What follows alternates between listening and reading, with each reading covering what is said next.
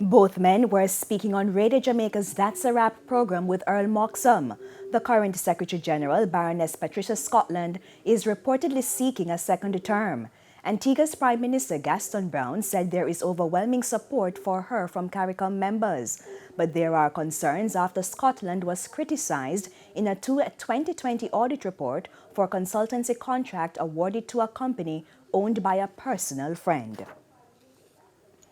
Shop owners and fisherfolk are this evening appealing for help following a massive fire at the New Forum Fishing Village in Portmore, St. Catherine. As you'll hear in this report, at least 12 shop owners were affected. Flames sweeping through the New Forum Fishing Village very early Sunday morning. The situation unbearable for this shop owner.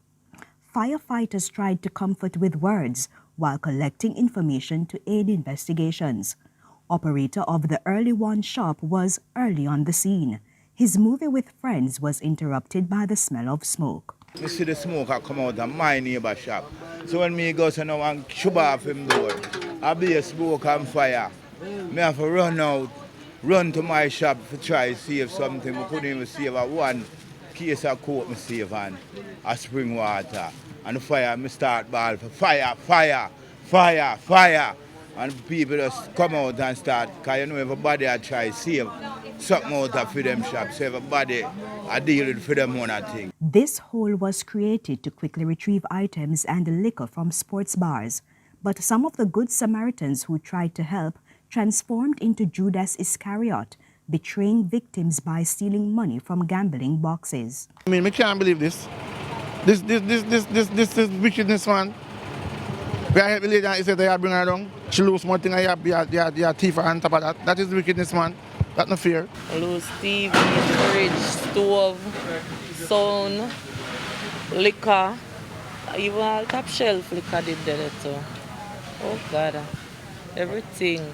The documents them, to save them, just my documents now. I draw out my son and all them. Everything I could have drawn out of my son, I can't make him burn up. The pain is even more palpable because hours earlier, they spent money and even credited liquor to stock their shops. Firefighters say it's too early to say what caused the blaze. When they got the call around 2 a.m., they sprung into action.